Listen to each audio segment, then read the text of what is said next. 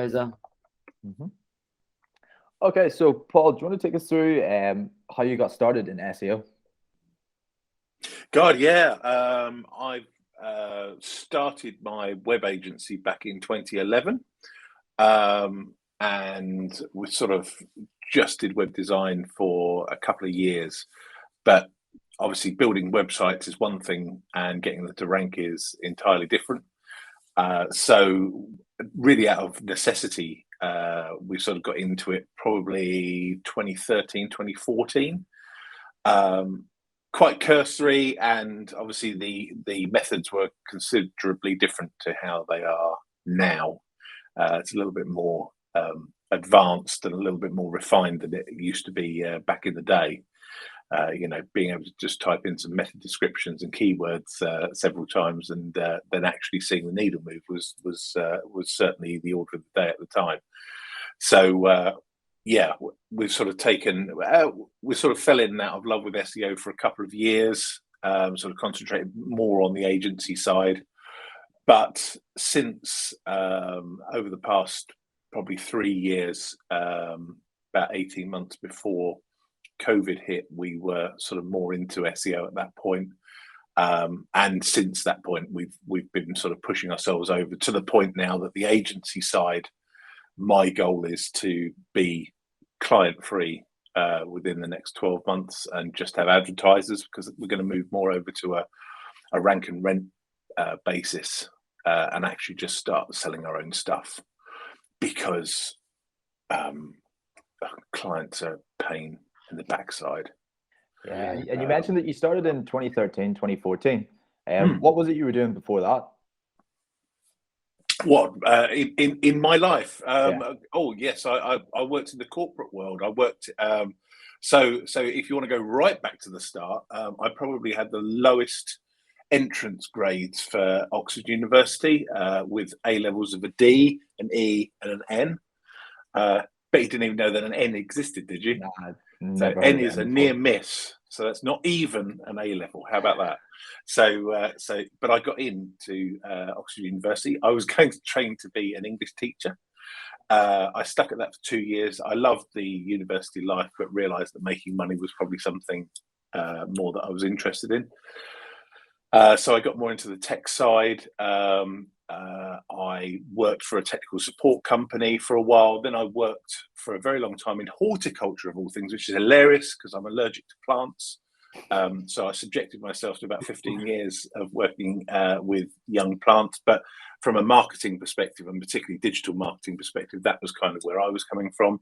So I helped them build their first websites, helped them actually start to get custom, doing stuff digitally, and kind of all the stuff that went for that. They were the third largest young plant producer in Europe, so it was big organization. It's probably one of the few places I ever felt like actually being treated like a rock star. It was brilliant. Had a fantastic expenses account, which I loved. Never had to worry about who footed the bill because it was never me, which was awesome. And they treated me really, really well. And so that was kind of what I did before then. But I loved the web design aspect of it. And so when I got the opportunity to move on, that's what I decided I was going to do. So I probably did it exactly the wrong time in real terms, because I was married, had 2 young kids, 3 dogs, mortgage, and absolutely no savings. So the only thing that I had 2 things that had any value at all.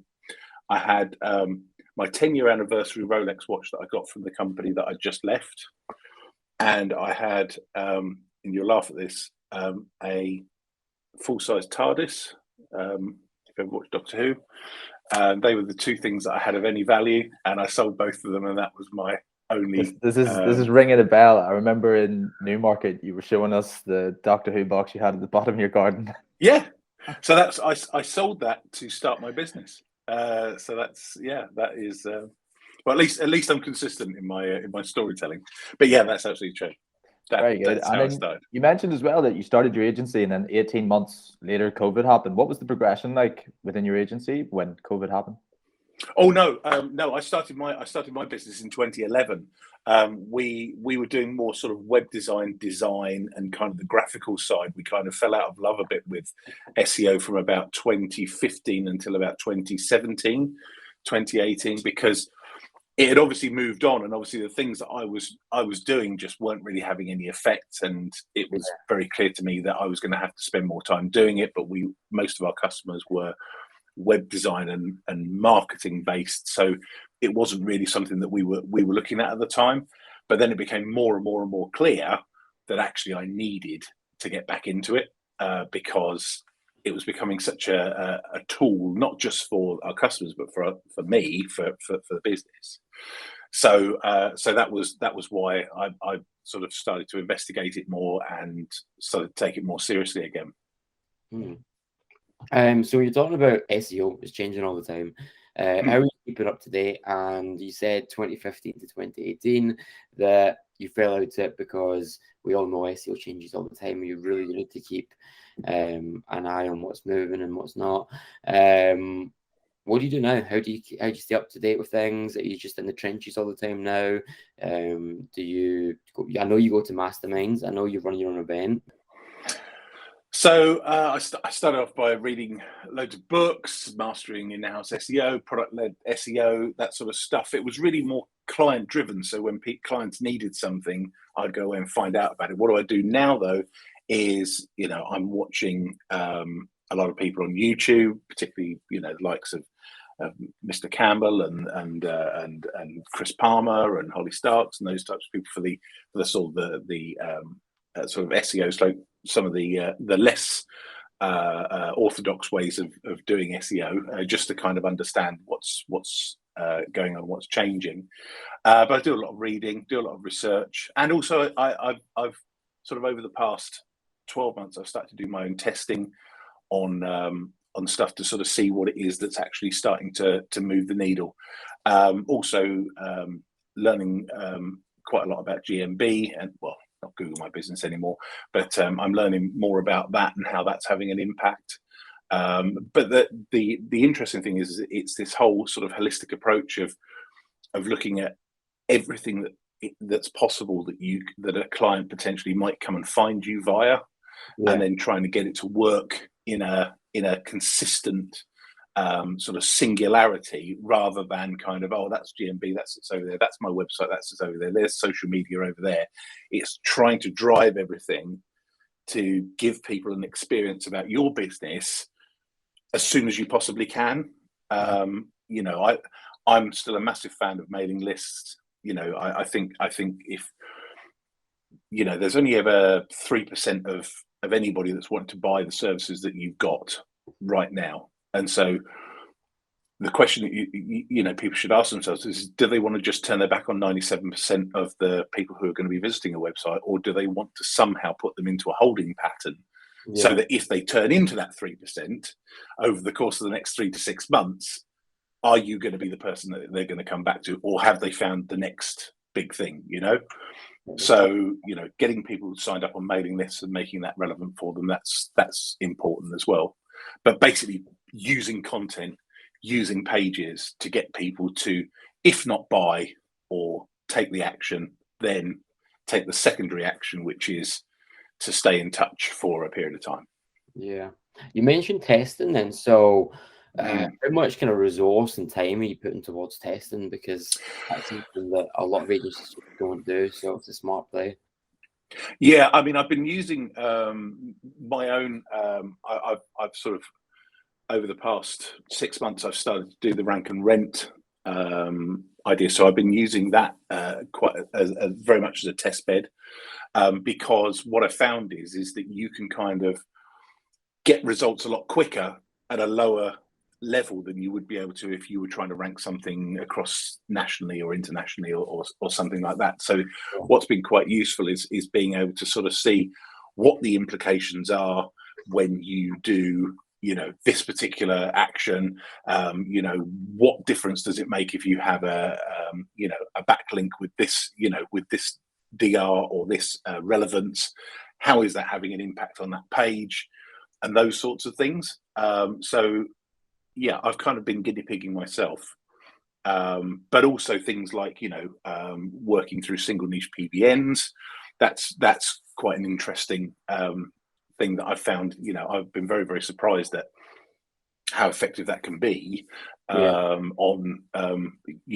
something. I'd always kind of, I'd got a few PBNs, but I'd always got a bit lazy and a bit bored, because the thing is you always need to feed a PBN, don't you, to get it to really, really work.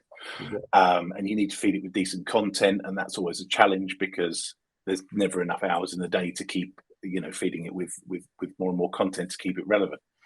So in the end, they kind of lose their effectiveness, or I'd found they'd lost their effectiveness, and it was completely my fault. It was nothing at all to do with the content. The content worked. Sorry, how many did you manage? Oh, only 10. Not nothing of massive scale or anything like that. But they're essentially dead now. Yeah, they can weigh you down. They can definitely drain you. Yeah. So you're right. I'd rather use somebody else's, apart from the single niche ones, which I can have more of an impact on, because you're doing something very, very specific, which essentially is also a landing page as well in its own right, to generate inquiries. Sorry for interrupting you there. Are you buying anyone else's PBNs just now, or you found a service that works well? Or yeah, I found a guy who actually I seem to think that he was working with, you remember Fernando? He was working with him, and his PBNs I've always found to be good, particularly effective. Cool. Yeah. Cool. Yeah, I've always found his stuff to be really, really effective. He advertises them online, and it looks like it's going to be another sort of disaster, but actually I found his stuff to be consistently good. And quite often I have a chat with him offline and sort of say, okay, look, this is what I'm going to do. I think I'm probably going to do something along these lines. Is there anything that you would suggest that I, as far as volumes or anything like that? And he's actually quite realistic in his estimates.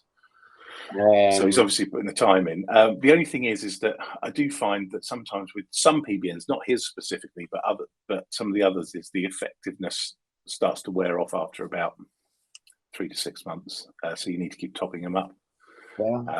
Probably because your post has drifted off the front page, and it's probably resigned to the pages of page 426.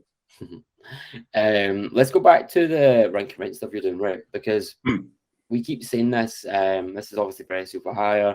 It's for new people to get into the industry or grow in the industry.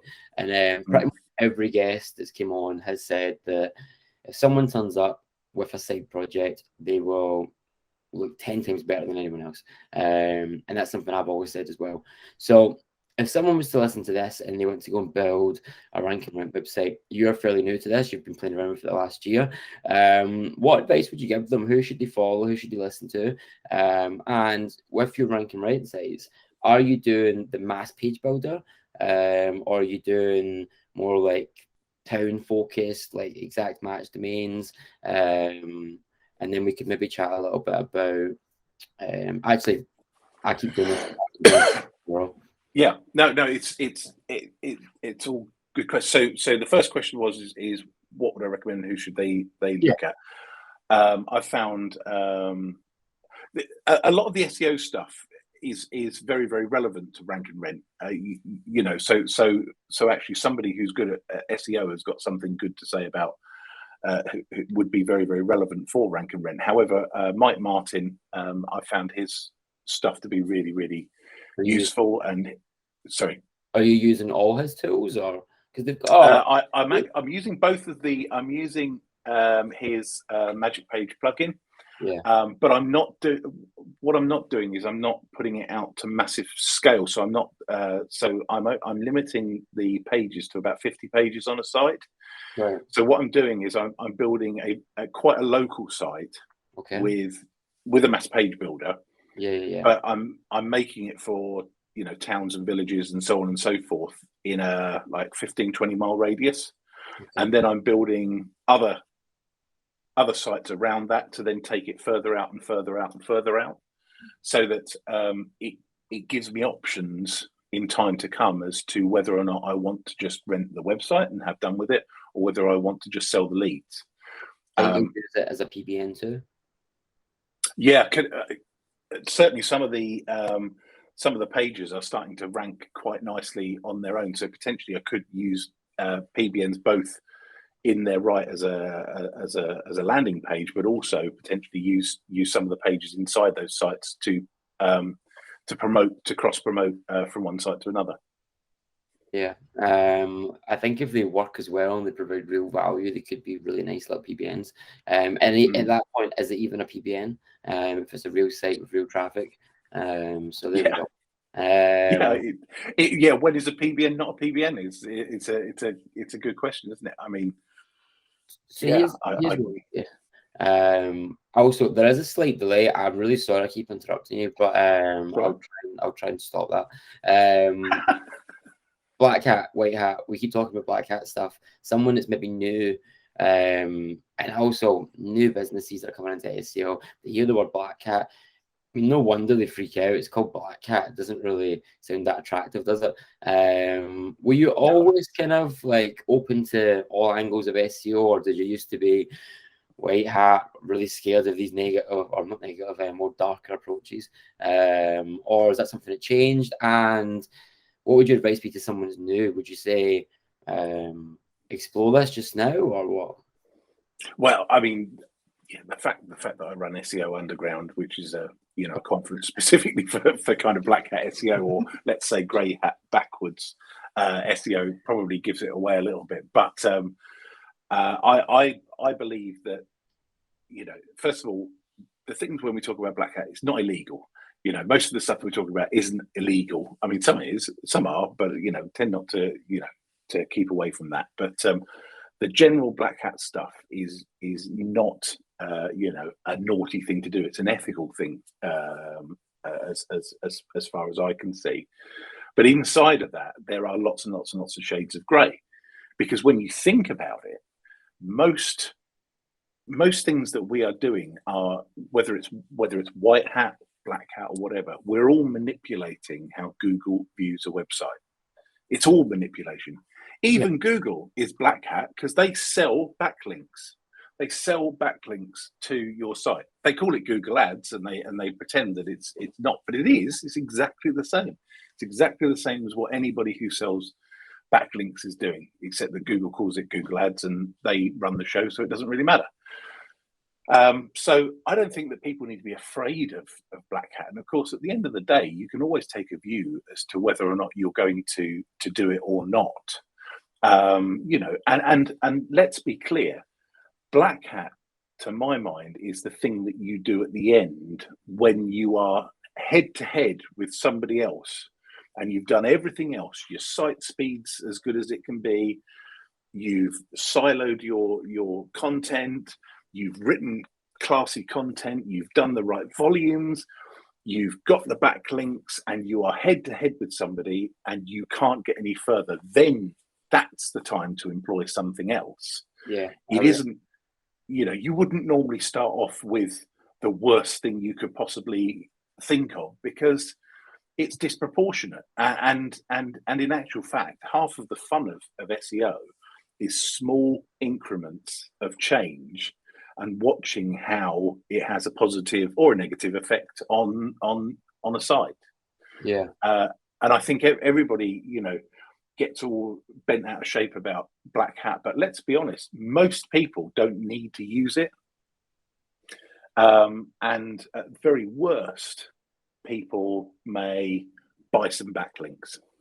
That's kind of like, the worst that they're kind of doing, and let's be honest, that's pretty mainstream. Oh yeah, everyone's buying backlinks. Everyone, the people that are saying they're not buying backlinks, they're buying backlinks. Of course, yeah. I can't see how they can't. That's the reality, because it's the only thing that moves the needle. Once you've got the most content on your web page versus your competition, once you've optimized it to the point you can't really do much more, once you've sorted out your site speed, once you've got everything sorted out technically, what else can you do? Yeah, I agree. I think link building is such a funny one because if I go on Twitter and post about link building, I'll probably get some stick for it. And like we just spoke about this as well, like some people don't want to speak about even building links because one, they don't tell their clients, or two, if the clients hear they'll freak out or something along those lines. Which actually is a good point. Like, what your clients, do you talk about link building to your clients? Like, yeah. And how do you find that? How much like education's involved in that? Oh, quite a lot. I mean, the way I talk about it with them is they need a site that has authority. Yeah. It will be a very long wait for a site to organically gain authority just through the content that one's written. It's not impossible, but it is a long, it is a long process. This is an amazing. And it may or may not work. That's the other thing, because it depends on so many other factors that are outside of your influence. So the way I sort of explain it is that it's how you can stand over and above your competition when the chips are down. What is it that will make your site stand out? And let's face it, these people are business people. They want leads. That's essentially what we are. We call ourselves SEOs. The reality is we're lead generators. We help people get more traffic to their website so that they do more of what our clients want, which might be buying something, might be getting in contact, could be any of those things. So link building, for example, is something where I would say to them, look, you need to be shown as an authority in your industry, and the way to do that is to get more people to recognize the stuff that you've done as being an authoritative post or an authoritative page or an authoritative site. To do that, you need some backlinks to kind of prove to search engines that your site has good content. And we can do that by buying it, or we can do it by contacting people and asking them if they'll link to it. The contacting people and asking them if they'll link to it can work, but it is, again, first of all, it's costly because it takes longer, more man hours. And second of all, the mileage will vary on the quality of the backlink that you get. Whereas if you're buying it from a reputable agency or team who are dedicated to doing it, you pretty much know what you're going to get straight off the bat, and they'll actually almost tell you before you've even parted with your money. Yeah. On that note, on link building, for anyone that's listening as well, Ryan Stewart, I believe, has some really good YouTube videos on it. Shameless plug. Link said he's got some blogs coming out about link building, what makes a good link, and how to measure a campaign. But yeah, like Paul's right. You try and get links for free. It's a slow slog. Like, it's just going to take forever. If you want results, then you better just acquire them. And plus, you can do it in a safe way. Like, it's not as scary as people make it out to be. You can acquire links. If you do it right, you'll win. And there's not much risk to it.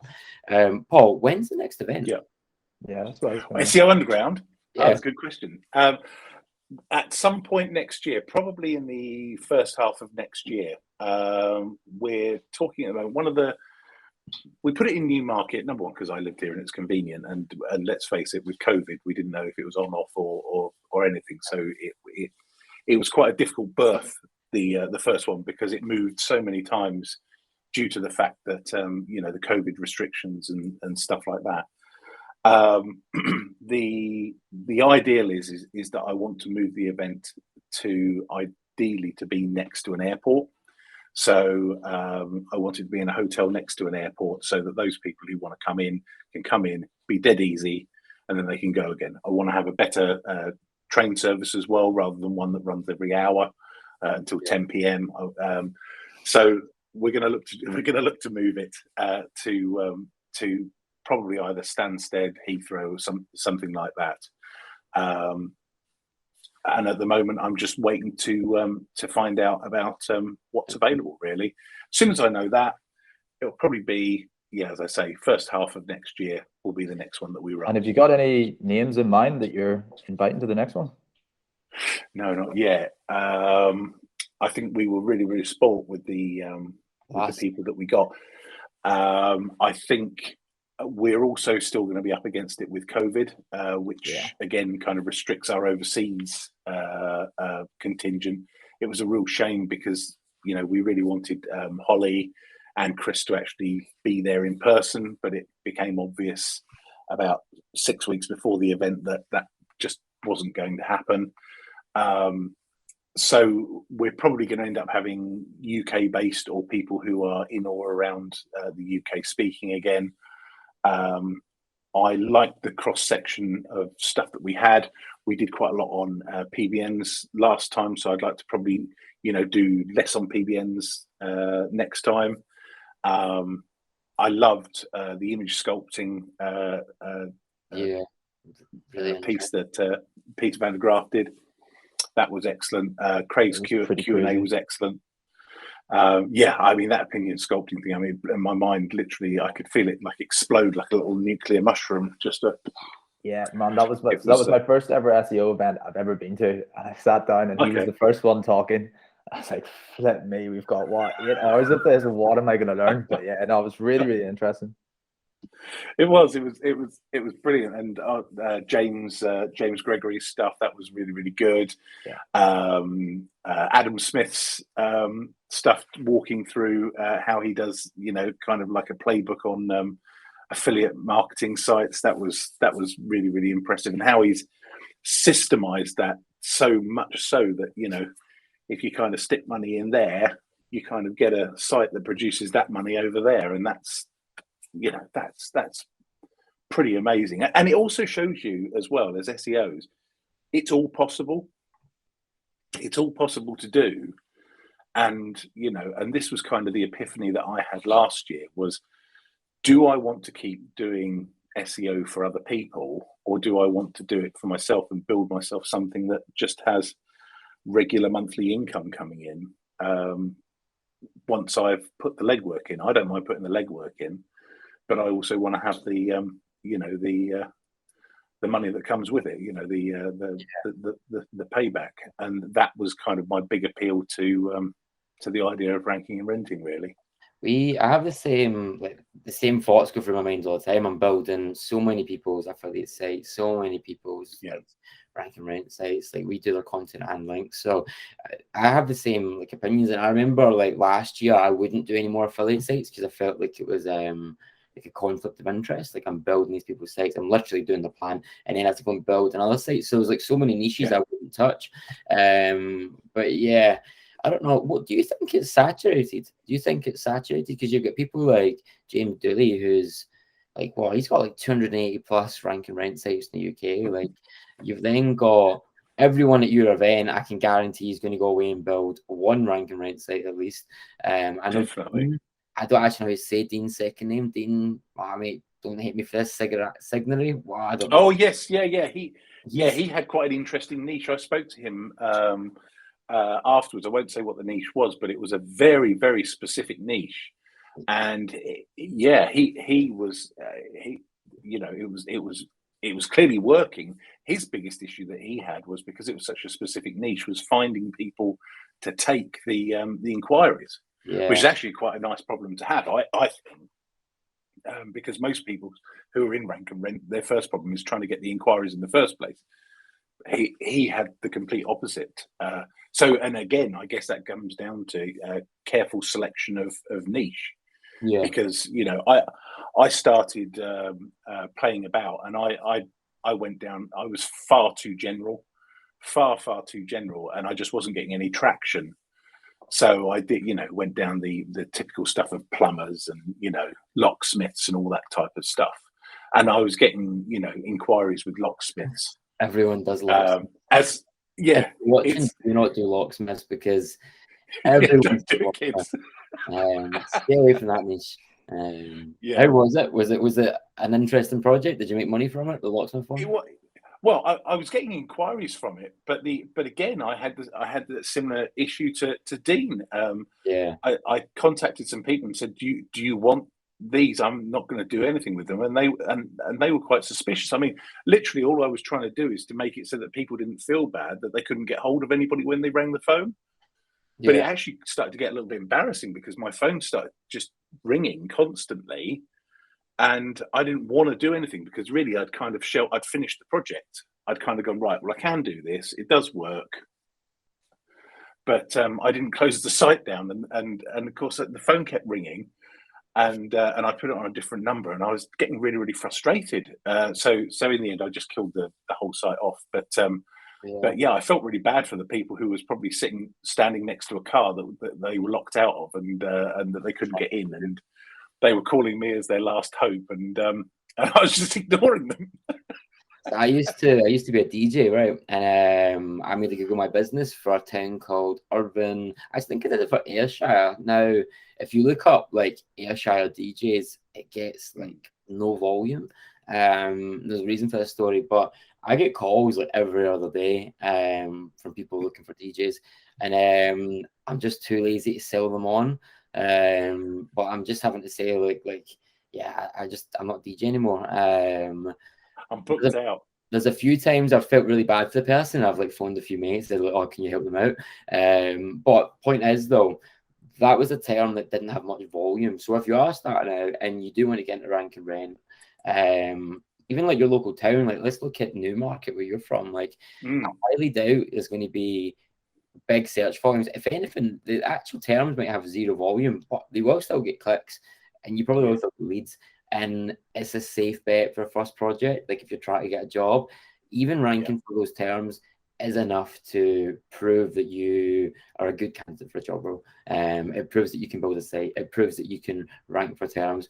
And if you're clever enough to say, okay, yeah, I get these don't get volume, but look at my Google Analytics. Here's all the traffic we're getting, and here's the clicks, and here's the calls.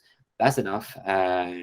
So that would be my recommendation for someone joining the SEO industry, or even just trying to get a better position.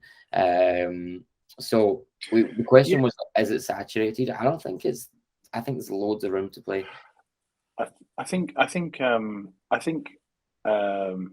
you mean is SEO saturated? I can tell you web design saturated.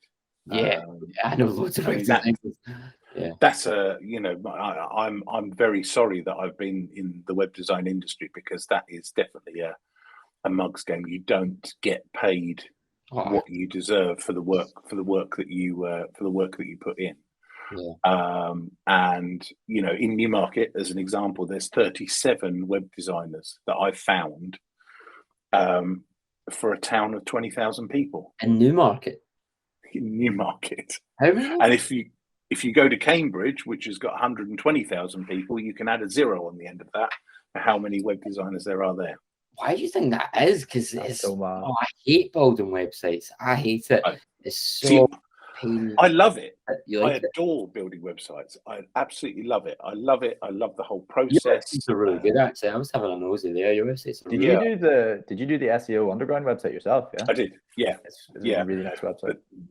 And I love doing it, but nobody wants to pay for it, because they've been hoodwinked by Wix and Squarespace and all of the build it yourself things. The bit that they all miss is that you need a degree of talent to put something together that's actually quite nice, that's quite appealing. But unfortunately, they don't tell you that, and so there's a lot of really, really bad websites that don't really do anything, that miss the fundamentals, like this is who we are, this is what we do at the top of the web page, but instead they're just going straight into trying to sell something. And it breaks my heart. But the trouble is it's a low barrier. It's like SEO. It's a low barrier to entry. Anybody can call themselves a web designer. Anybody can call themselves an SEO guy. The reality is that if you lined up 10 of us in either of those industries in a row, how could you tell which one was any good? Or it's so low. And this is what we're aiming to do. We're aiming to build a vetting process that separates the good from the bad. Because the thing is, SEO, you can figure out the basics, keywords, what is linked, stuff like that. But to do it to a high level, it takes a bit of time. It takes a lot of practice. You need to get in the trenches and do it, and that takes time. So there's a lot of people, and also what to do when things go wrong, because let's be honest. Sometimes, you know, let's take for example, sometimes the wrong page starts ranking. Yeah. You know, people start panicking. You know, oh God, it's the wrong page. What, you know, what do we do? Isn't it make it worse? Yeah, and sometimes, you know, they immediately knee jerk and go, right, okay, so I'm going to delete the content from that page and I'm going to copy and paste it onto that page. You know, God, you're just devaluing the whole of your site. You know, you could just completely wreck all of the work that you've done. But the issue that I think working in a very, very much a service-based industry is how people can recognize who is decent and who to steer clear of. It's so hard even to find agencies, though. Even to find agencies, like I was chatting to someone. Actually, it was Josh's sister. I don't know why I didn't just say Josh's sister. And she has a website called Earth Secret. Again, shameless plug. It's some of the best supplements around. Her issue, again, we were just chatting. I don't want to go into this because it's really not anyone's business. But we were talking about how you find good SEO agencies and stuff like that. And it's hard. It really is hard. Someone that doesn't know SEO, like, how do they know? How do they know if the agency is going to be good? Like, because your proposal and all that, like, you can fluff it out. You can talk very easily. I got a question for you though. You mentioned Wix like 2 minutes ago. What do you think of Wix? What do I think of it as a platform or as something that you can SEO? Yeah, more for SEO. So if someone listening doesn't have web design skills, we want to build their first website. I think you have to kind of go in with your eyes wide open, that because it's not your site, they can make fundamental changes that can propel you up the rankings very, very quickly, but by the very same definition can do something that will absolutely wreck it. And I've seen clients who have had Wix sites who 1 minute they're flying high and the next minute they've sunk like a stone through completely nothing to do with what they've done or what their SEO person has done. It's just what Wix have decided to do, either from a speed perspective, or they've changed the permalink, or or the slug. Which website's fast? I actually don't know. Quite heavy, I'd imagine, given it's a massive page builder. Yeah, they're not the slowest thing in the world, but they're by no means, rocket fast. I think they've made some gains lately to improve the speed, and especially with all of the kind of the hoorah around speed becoming more and more important from Google. I think they've had to, but then again, it's a lot like people, developers like Elementor for WordPress. That always got a bum rap because it was known as being, really bloated and terribly slow and so on and so forth. And they've made some really, really good gains as well. So, what page builder what do I use? I use Oxygen Builder at the moment. Do you not like it? What, Elementor? Yeah, do you like it, or do you think that's too heavy, or? Okay. I found it a little bit restrictive. That was the only thing that I love the fact that you could get a page to look nice very, very quickly, but realistically you were probably just making it look the same as everybody else's. But that's really more from a kind of a form over function kind of perspective, and that's just me being a bit anal about stuff like that. But I would say for most people, Elementor would work perfectly reasonably, for most people who want to develop a website. So we've just started building the SEO for Hire website out, and got to say, it's something that drives me up the wall. But we're getting there, we're making progress, and we're using WP Bakery. Okay, yeah. And Josh, you've never built a website before? No. Have you ever used Wix or anything? Nope. I did something in ICT in school about building websites, but I think I did like a tourist board for Dubai, which just like had a skydiving picture, a little bit of text beside it, maybe some like blue images on the back, but nah, nothing proper. Fair. So what's your experience? Like, you've just started adding content to the website because you've been fed up waiting on me to do it. How are you doing? Paul, I swear to God, right? The content's done for it. All it needs to do is copy and paste it over into the website, right? I've been on it, Craig, for maybe 3 weeks now, right? And he just won't do it. He keeps on saying he's free for it. Actually, he said he's free for it today, so we'll see if he does it. But yeah, no, yesterday I just went and tried to copy and paste some things over. I thought it was going to be literally the one page, copy this, put into this, but there was, I mean, people are going to laugh at me who actually know how to build websites, but there was code everywhere and there was bits and bobs that were like missing. So I tried to do as much as I could, but I was like, every message I was sending Craig yesterday, I started off with, don't laugh at me. How do I do this? Don't laugh at me. How do I do this? Don't mock me. Don't mock me. Yeah, but I mean, you were getting there, right? You were starting to figure your way around the platform. Yeah, I just had a quick nose there. There's a few wee bits out of place. You're maybe. I was really hoping I didn't muck the whole website up. That's what I was like. There's so much stress on me. I was like, just copy and paste things, and things were moving all over the place that shouldn't have been moving. I was like, nah, I'm gonna leave this one. So are you guys? You guys are obviously building out your agency. Are you looking to do some more rank and renty kind of stuff, or more affiliate stuff? What's your plans? So I think, okay, one thing that I'm about to do is like absolutely ramp up the amount of content we're doing for my ContentPal. And the worst thing about my ContentPal is we could go weeks of getting no orders. So like literally there we went 3-4 weeks not getting that many orders. And then out of nowhere we have about 3 to 4 million words pending. And now obviously it's really hard to like manage resource when it's so chaotic like that. So we're working on a few things to resolve that, but I think I'm going to do more rank and rent, you know. I think I'm going to play around with it. I kind of miss being in the trenches, but I mean, that's me now got 3 businesses, so I also need to like chill out a little bit and not do it all. But yeah, one of the things like I think with rank and rent is really interesting is there's some niches that I'm starting to spot that people aren't doing. That there's a niche that I'm not going to say it because everyone will bloody do it. The product goes for about 10k plus. And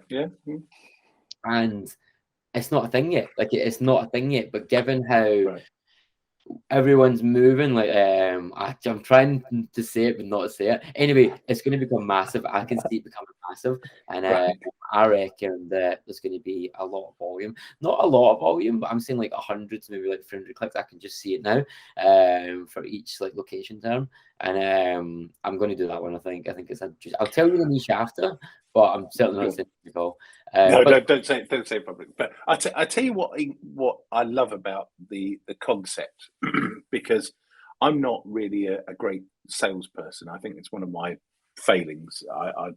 I've as I always used to do when I used to have job interviews, I talked myself into the job and then slowly talked myself back out again. And I could almost hear myself doing it, and you're thinking you're over talking now. You're over talking. You've now made yourself look really, really stupid.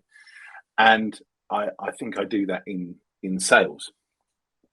The great thing about rank and rent is it is definitely a what can't speak, can't lie. You can offer somebody, a couple of weeks of free leads. They can try it out. They can make their decision on it. It's no, it doesn't make any difference to you whether they do or whether they don't, because you've already done the work. Yeah. So, it's very much a look, you try it. If you like it, buy it. If you don't, no worries, I'll move on. It's probably the least pressured selling that you need to do. I think it's to sell for someone like, even like you just said there, someone that maybe doesn't like sales, someone that's maybe like introverted. I'm surprised you don't like sales. I thought you'd be good at sales. Recently you talk the talk, and does the I was like went all day long? I was fired from a sales job, and I think it burnt me so badly that I never considered myself a salesperson ever again. It's a very sad story. I shan't bore you with it now, but yeah, I literally got fired, And I think it had a profound effect on my confidence as a salesperson. So from that point, I literally will crawl over hot coals to not sell. And of course, as somebody who's run an agency for 10 years and not really sold, that's probably a fairly good achievement, because How does I that think work? I just, I was going to say, well, how does that work? I guess I must sell in some way, shape, or form, but I probably do it in a way that I'm comfortable with, which is basically, look, this is what we do. This is how we do it. If you like it, great. If you don't, okay, bye-bye. And it doesn't matter. But I know that I probably would have been a lot further and probably had a far larger agency off the back of if either I had been able to sell better or I had somebody who could sell for me inside the agency. See, that time you got burned, or the time that put you off sales. You're going to come back to that, are you now, Craig? Yes, yeah. Go on. It's an interesting point. I hope I'm not going to touch the subject here, but you want to see a grown man cry, do you? Okay. Come on, let's do this. You know what? You make it more views if you do. Well, I'll tell you the story if you want to know. I'll tell you the story. Well, I'm more want to know. Right? Oh no, you go. Because I've got a bunch of questions. Okay. So you go. Tell the story first. So I was working for a software company, and we were selling software into the stationery industry. Yeah. So basically, this was very, very specific software. It was pretty rubbish software, if I'm honest. So it was quite a hard sell at the best of times. But I'd had reasonable success. But my wife got really, really ill. Okay. To the point that she ended up being hospitalised. Thanks, Craig. He was that impressed. He was that impressed with my story. Oh, are you crying? Are you crying? Yeah, he was definitely crying. He had to turn the camera off. Just so you know, the recording only shows the person that's chatting, and I really wanted to bring it there. I just didn't want to show you off. Also, this is a podcast, so people could just be listening and be like, "What is going on now?"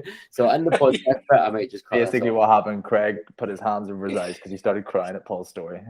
Craig actually started to openly weep, and he got so embarrassed by it, he turned his camera off. Apologize. Where were you? So basically, I took some time off with my wife because she was really, really poorly for a few weeks, and they fired me because they said my sales had dropped. Wow. even though so I got a little bit of depression and sort of and I started taking antidepressants and stuff like that, and they weren't really working very well for me, and I came off them quite quickly afterwards, but they fired me. Yeah, and I think because and I thought that I was so incensed by it that I first of all took it very, very badly, and second of all, it was at that point where I just realised that perhaps selling just wasn't for me, and so I literally just from that moment just said I'm not a salesperson. But beforehand, before your wife got sick and you went through all that, were you doing good at selling when you were in it? Yeah, I was doing okay. Yeah, it was going okay. It was working out all right. I'd sold a few units. I'd only been there probably about 6 months in any event, so it was kind of hitting the phones, booking the appointments, going to the appointments all over the country because the whole country was my area, and trying to be disciplined, but when you're in your early 20s, it's probably not necessarily something that you can do particularly well because you're always after the next big shiny thing. Yeah. And you're always checking your bank balance, and I want to go out and have a drink and party and everything like that. So it was quite difficult, but I was still holding my own. But that was kind of the pivotal point. The pivotal point for me really was that, and from that point on, I never considered myself as a salesperson. See, everyone in their career is going to have roadblocks, maybe not as big as that or as big as that one. And yeah, people's confidence will get knocked. I've certainly had a few, where I remember once in Boyd, we managed Groupon, and I get flung. I didn't get flung, but basically, I felt like I was flung in the deep end a little bit. 1 minute, just working a normal job. Next minute, I'm on a sales call with, or not a sales call, but a kind of weekly call with all the directors of the group on. And I was like, shit, my face went bright red. I wasn't director of the group, it was the head of SEO and stuff like that. Anyway, I freaked out. I really did not like that at all. But I stuck it out and I kind of got used to it. People, what would your advice be for someone who maybe hits a roadblock, or something you really don't like, or because like things sales might not be for you, that's fine if you figure it's not for you, but how do you deal with roadblocks? How do you deal with like bumps? Yeah, I've quite often struggled with. Have you ever heard of imposter syndrome? Yeah. So I suffer with that a lot. I had that somebody's. So go on. I've had that. Yeah, when I started as a freelancer, I had that. I was like, I really know what I'm doing. I didn't have enough money to build my own sites at that point. Yeah, I had imposter syndrome, and you still suffer with that. Yeah. Even now, that somebody's going to tap you on the shoulder and go, "Come on, game's up. Come on, time you buggered off." I think like that quite a lot. But what I have to remember is that, you know, I've been doing this thing for like 10 years now. I know probably more than I give myself credit for sure. And actually I know a lot more than a lot, you know, a great percentage of the population of the world about the subject. And it's about just, you know, taking a deep breath and saying, now look, you're probably just tired. You're probably just stressed out. It's got nothing at all to do with your capabilities as to whether you can or whether you can't do this. It's just standing back and going, right, has anybody died? No. Right, okay. So how bad can it really be? You know, what is the worst that's going to happen outside of all of this? And I think I've been able to, you know, having had quite a fair few sort of tragedies over the past sort of 5 or 6 years, I think I've been able to kind of be able to stand back and say, look, this is nothing. You know, whatever this problem is, it's tiny. It's tiny in the scheme of things, because, you know, you get to walk away at the end of the day. You get to turn around and go, you know what, actually, this isn't for me. I'm out of here, but I still get to live. You know, whereas, you know, the real problems are the problems where, you know, people don't get that choice. Yeah. So, you know, at the end of the day, it is just about perspective. And I think I'm a lot more relaxed about, you know, those sorts of things now. But it doesn't stop me from suffering with it, but it does allow me to get over it and go, deal with it. Okay, take a breath. You know, how bad can it be? And for young people particularly, you can change. You know, you can change your career 3, 4, 5, 6 times in your 20s, and it will have no impact on your life moving forwards. I think I think with young people, they put so much weight and stuff. I know for me, like I always said, I want to be a millionaire before I'm 25. And for me, like I also put a lot of weight on how it looked to other people. So I wasn't just failing to myself. I told everyone, I was like, I'm going to be a millionaire from 25. And then for a long time, I didn't make any money. And that just added so much extra pressure. And I think people maybe do similar stuff like that as well. And yeah, I've came a long way in terms of like mental health and stuff like that over the past year, because I was the same. I used to put so much pressure on certain things to the point where I'd be like chalk white, physically sick. Like Josh keep talking about this. Like I showed Josh a picture of me. It was only in January, and I look ill. He looks like he's just out of a mental home. The hair's growing out all around the place. He looks like he's just been electrocuted. Oh man. This was when my ContentPal was really struggling, because my ContentPal really struggled. And then I bought my business partner out, and then I basically rebuilt the business, and we took off, thank God. But I was pretty bad. And I learned a lot from that. And you're right, perspective. It's still learning though. I think it's something you always need to work on, because something happened a few weeks ago again with me and Josh. Josh turned around and went, I don't know why you're putting so much pressure in this and getting stressed out about it when you close 50 grand business deals. This is nothing compared to that. And I was like, you're fucking right. It is one of those things, you know. It's about, first of all, who are you really comparing yourself to? A lot of the time people are comparing themselves to illusions anyway, because what we see online, what we see on social media, they're not real people.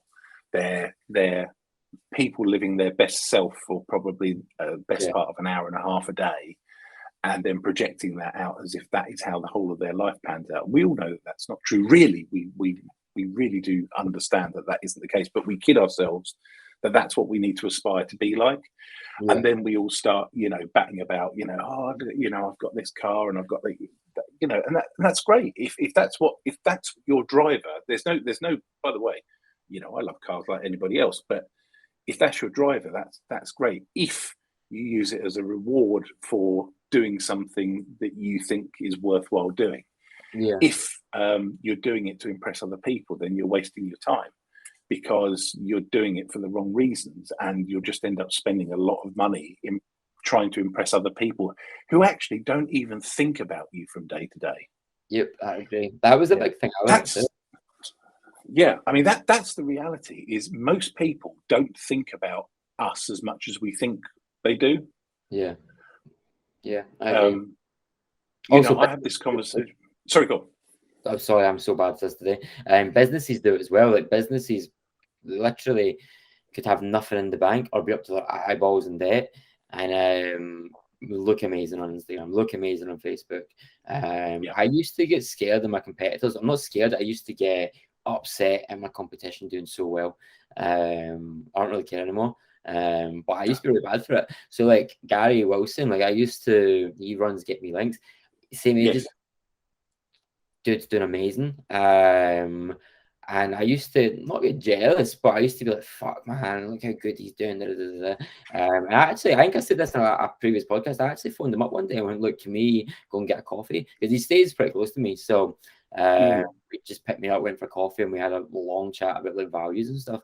But yeah, perspective again, isn't it? And businesses. It is.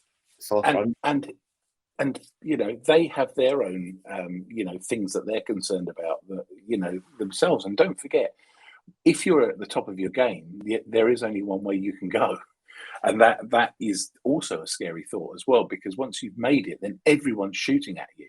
Yeah, and it is only a matter of time before you get knocked off the top and somebody else replaces you. The question is how far you fall. Are you going to fall right from the top to the bottom, or are you going to just drop a couple of places? Because actually, I think it's probably not a bad place to be. It's sort of third or fourth, because then you're not getting all the heat that the person at the top is. The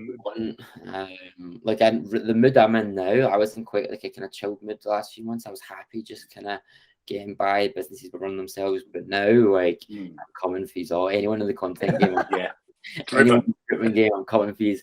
Link building agencies, just better watch out.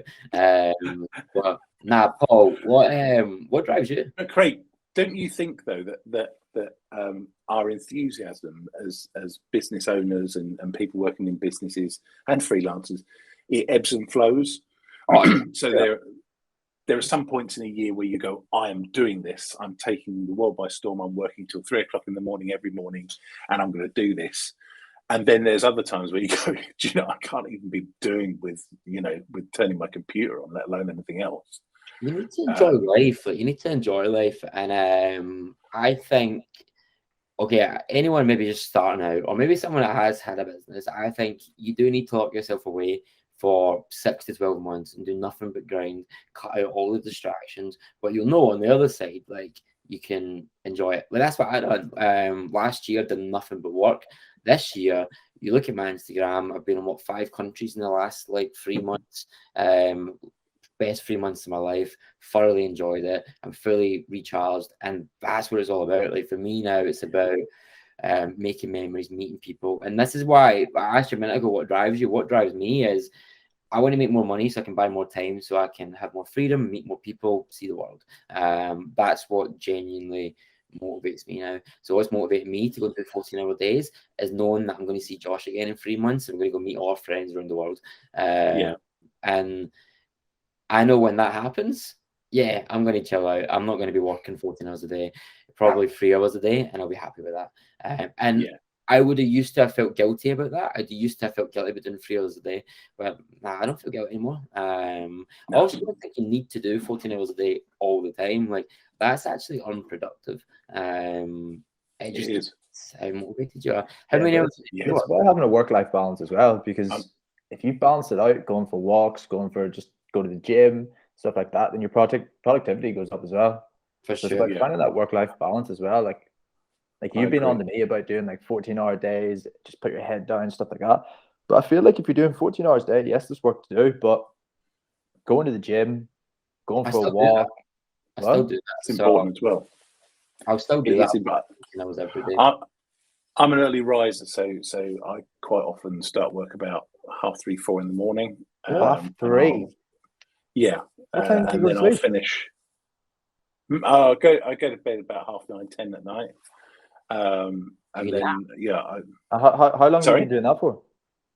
Oh, forever. Like before I even ran my business, I've always been, and even as a kid, even as a baby, my mum always said I never slept. So I just don't sleep. And so I think I live off normally about 5.5 hours sleep a day. It's not good for you kids, by the way. Don't do it. But I find that if I get up at that time of the day, nobody rings, no emails come through. I do very, very old school. I'll show you. I had this massive file of facts, and I made my own page. I've made my own sort of things that. So I have like urgent and important at the top, urgent and important. So basically, I concentrate on the urgent and important stuff, and then I work on the urgent, and then I work on the important stuff. And I basically do that every day. But how I do it is I write that out the night before, because I know that if I don't organise myself, I can just fritter away a day and do absolutely sod all of any intrinsic use. So I pretend that my boss has written me the list the night before and has left it on my desk. So I come to it and I go, oh, right, that's the list of things. And I literally can then go bang, bang, bang, bang, and go through it really, really quickly. Yeah. Because it's there for me. I don't have to think about it, and I can just get on like a worker and do it. I'm so happy you said that, because that's something that is so important, and I'm trying to drill this into my team.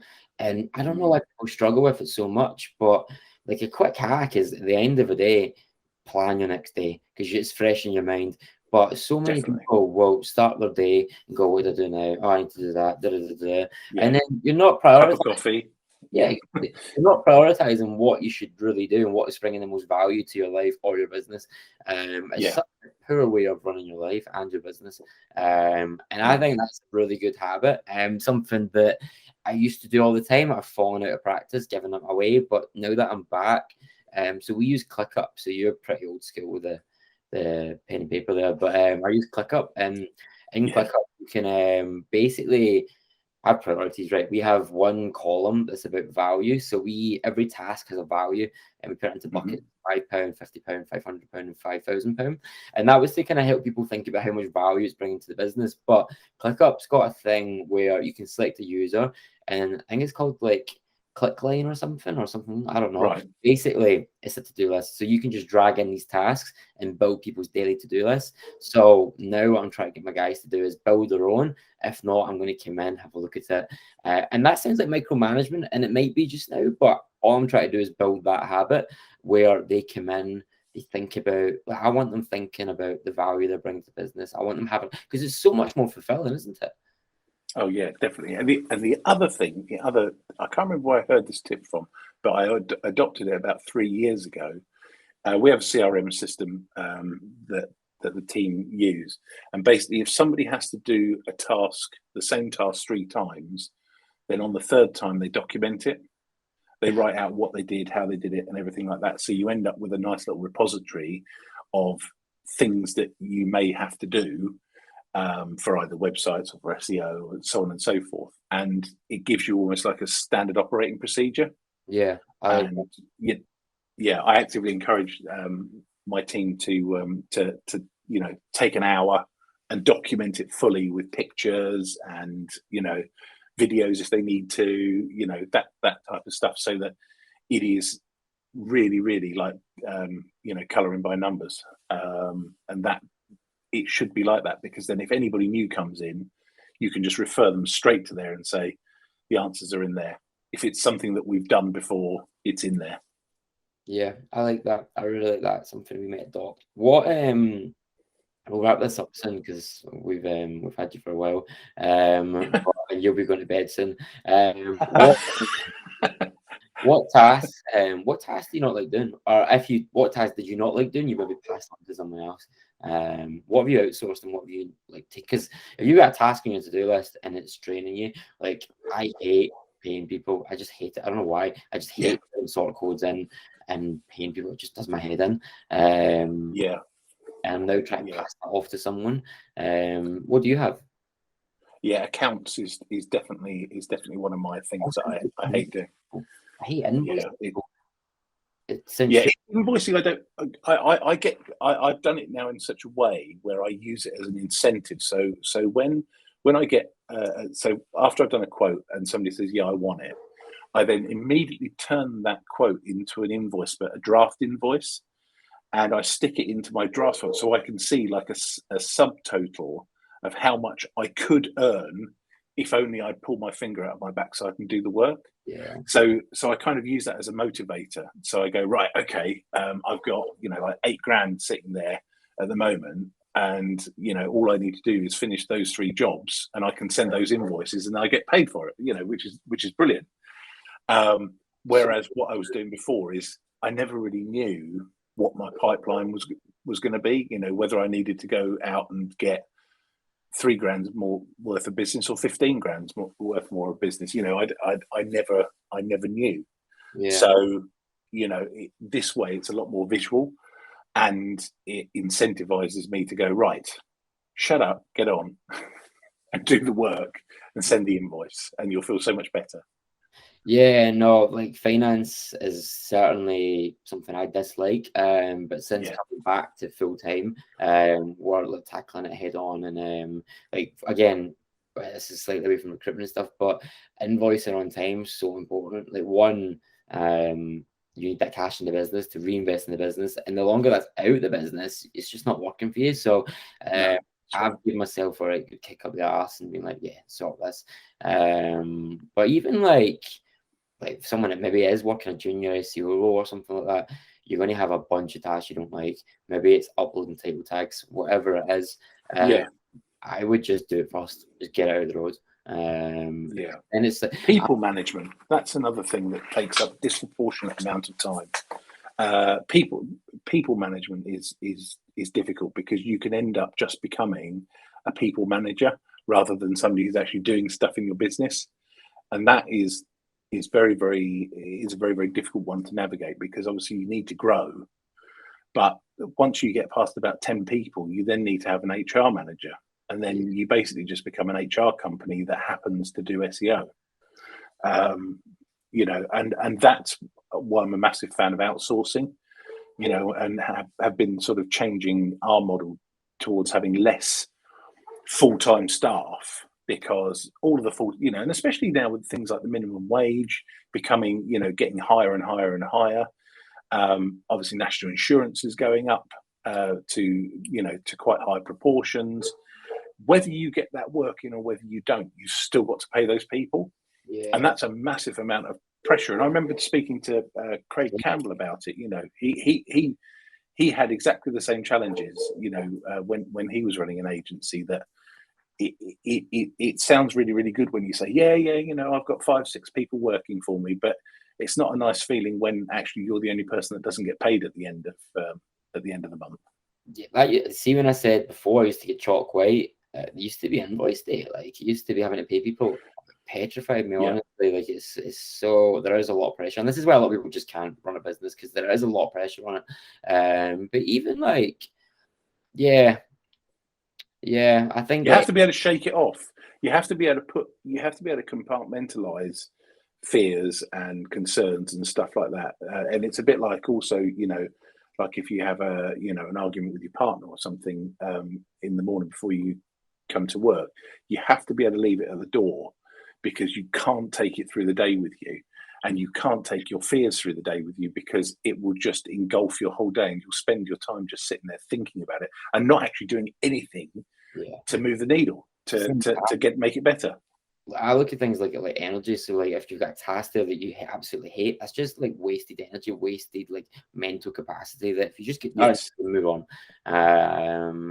And yeah, that's I think if it also makes you so much happier. But do it first.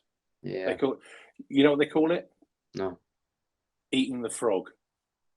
Why do they call that? That's what they call it. They if you've got a crappy task that you don't want to do, they call that the frog, and they just say, eat the damn frog. Just get on and eat it first, because then the rest of your day will be so much better. Fair enough. Josh, what task do you not like? I don't really not like any task. I kind of get on Waiting with for content. Actually, yeah, I don't really enjoy trying to build websites, and I don't enjoy having the message, Craig, every 5 seconds. Can you do it? Yeah. What things do you not like, Josh? What's your most hated thing? It's not that I hate it, but I'm new to, so basically with SEO for Hire going out at the minute, we're trying to, so we haven't really launched it yet, but Craig's trying to get me into the idea of writing a lot of content for it, for the social media pages, the LinkedIn pages, putting things out there. I'm not the biggest fan of writing content to try and get engagement, if that makes sense. I'm more about like trying to keep it like authentic. But like what Craig's taught me a lot about, like trying to get marketing out there, LinkedIn and on Twitter, is that people buy into reading stuff that like they want to read into, not necessarily that's like coming from what I want to say. So I'd say right now that's probably the main thing. Yeah, what we're trying to do is like set Josh up as an authority in SEO recruitment. So try to create a lot of content. Like one article that we're going to create is like, when should you take on building in-house? When should you hire your first manager, or should you use an agency? Stuff like that. Which, by the way, Paul, more than welcome to contribute if you want a wee backlink. So yeah, Josh is getting stuck in the trenches writing away. Yeah, but then at the same time, I didn't enjoy doing it at first, but then there was a switch that clicked, being like, I'm actually going to learn a lot from doing the content. So I have learned quite a lot from doing it in the last few weeks. But yeah, at the start, I wasn't a fan of it. Yeah. No, and because I think when it comes to content writing, and you're having to write sort of content on a regular basis, first of all, it kind of takes you back to school where you had an essay to write, and you had to, you had to get that essay in for Friday or you'd be in trouble. I think because you're doing it for entirely different reasons, it is actually more interesting, because actually if you get it right, that could be another 25 people coming to your website, and one of those might be somebody that's going to pay you some money. Sure. And when you start putting it into something, and you've written then 10 articles over sort of 6 or 7 weeks, and actually you've then just increased the amount of people coming to your website over a period of time to 250 people, you've just increased your odds or decreased your odds hugely by writing those articles. So I think it's about looking at it from the fact that this could be £3,000 in time to come, because this article could get somebody who's going to pay me a commission for getting somebody to go and sit in a seat in an organization. Yeah, it just goes back to discipline again, like everything. Like we know writing content is going to bring in more traffic, which will bring in more leads, which will bring in more money. Just do it. Like, it's horrible. I hate writing content. Absolutely hate it. But if you just do it, there's something good at the end of it. And it's like everything. It's like the tasks you don't like. It's literally everything. And it goes for like even working in-house as well. There's going to be a lot of tasks you don't like doing. Just get them done. And, but I think we should wrap this up. I think that was a really good podcast. We'll ask one more question, Paul. So we're asking people at the end of the podcast if they have one book to recommend to anybody, one book that brought them the most value. Doesn't have to necessarily be SEO, doesn't have to be anything educational. It could be, I don't know, a book that you've had fun with. But I'm getting a lot of value here in people's books. We had Liam Quirk on a few weeks ago, and his book was what was it? Bootstrap Your Life from My Protein. So I'm reading that at the minute. So what's your book? Yeah, now I've forgotten what the author's called, but it's called The Slight Edge. Right. And I'm trying. Hang on, I'll tell you who it's by. Bear with me, just 2 ticks. The Slight Edge. Bear with me. The Slight Edge. I think it's Jeff Olson. Yes, it's Jeff Olson. There we are. Jeff Olson, The Slight Edge. Fantastic book, and I'll tell you for why. Because what you conclude in the end is that it is teeny tiny changes made consistently over a long period of time that will either make you a success or a failure. And he tells this story. I'll just tell you this little bit. He tells a story. He starts the whole thing off. He said, I'm going to tell you a story about 2 guys. He said, the first guy, he said he worked on a golf course. He saw these guys rock up in their Jags and their Mercedes, very, very successful, always had time to sit and have a beer and talk to their friends, always had nice partners and, always seemed to have Rolex watches and all that type of stuff. And this guy sat there and he was in a rut and he didn't know what to do. He said, and then there's this other guy, same age, who basically took himself through a university, went and worked at an airport as a night manager, became the youngest ever manager of Houston Airport in Houston, Texas, got headhunted by Texas Instruments and then set up their own business, became massively successful and then lost it all. And he said, the interesting thing, he said, both of those people were me. He said, that is me. He said, and as I watched my last car being towed away by the repossession company, I sat there and I wondered what it was that I had done that had propelled me to massive success and then slowly over time took me to the depths of failure. He said, and I concluded that it was some very, very teeny tiny changes that I had made that had changed the trajectory from doing that to doing that. And basically that's what the whole book is about. Very good. Have you read the book, The Compound Effect? It's a very similar process. It's a very similar. It's quite like that. And he starts off the book by saying, if you take a penny, would you rather take a penny a day and double it for a month? Or no, that's what he says. If you take a penny a day and double it for a month, you get 10 million. But if you double that penny one more time each week, so 4 times over the full month, you end up with 172 million rather than the 10 million. And it's talking about just making small little changes to get massive. Absolutely. But and it's true. If you ever, I love it when I have 3 or 4 days in a row where I've managed to do something on my rank and rent site or whatever my pet project is, and I think to myself, do you know what? Very soon I'm going to be able to launch that. I'm going to be able to, I'm going to be able to contact another person and rent that one out. And actually, it's only teeny tiny changes. All I'm doing is, for example, duplicating a site. In itself, it's a 10-minute process. But if I didn't make time for it, I wouldn't have done it. It wouldn't be launched. I wouldn't have got the domain name. I wouldn't have put it live.